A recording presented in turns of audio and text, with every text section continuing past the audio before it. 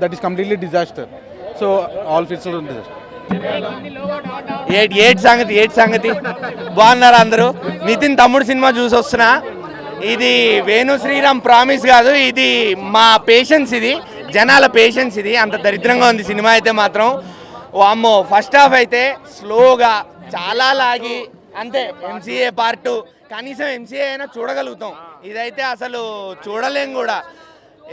ఇక ఎంసీలో అయినా కొంచెం కామెడీ పెట్టి, కొంచెం యాక్షన్ సీక్వెన్స్లు పెట్టి, నానితో కొంచెం ఎంటర్టైన్మెంట్ చూపించి.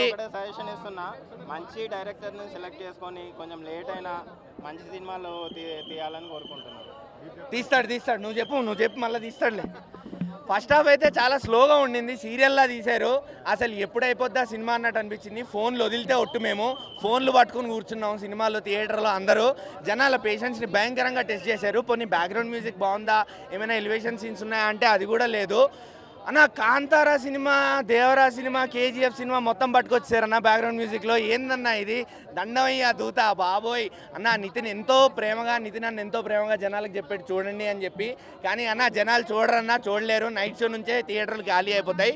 నిజంగా చెప్తున్నాను, కొంచెం జాగ్రత్తగా చూసి కొంచెం ఆచితూచి చేయండి స్క్రిప్ట్లు. మీ ప్రీవియస్ సినిమాలు పోయాయి అని ఎంత బాధపడ్డారో మొన్న ఈవెంట్లో, ఈ సినిమా కూడా పోయిందన్న. బాధపడండి పర్లేదు, కానీ ఈ బాధలోంచి మళ్ళీ బయటకు వచ్చి ఇంకో మంచి సినిమా చేసి మాకు జనాలకి ఇవ్వండి. మీరు ఇంకో సినిమా తీయండి, మేము తప్పకుండా చూస్తాం.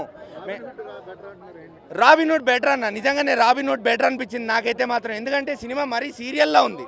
ఇప్పుడు సినిమా బాగాలేకపోయినా కొంచెం ఏదో ఒక పాయింట్ ఆఫ్ టైంలో ఏదో ఒకటి బాగుంది అనిపించేలా ఉంటే కనీసం చూడడానికైనా పర్లేదు రాబోయే ఒకసారి చూసి బయటకు వచ్చేసి అనుకోవచ్చు.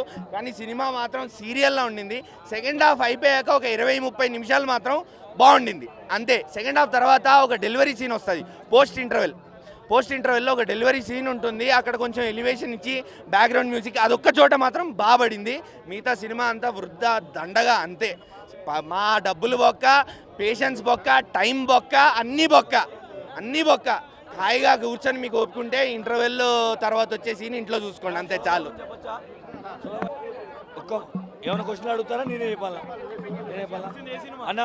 నేను సోలో బాయ్ సినిమా చూసినాను.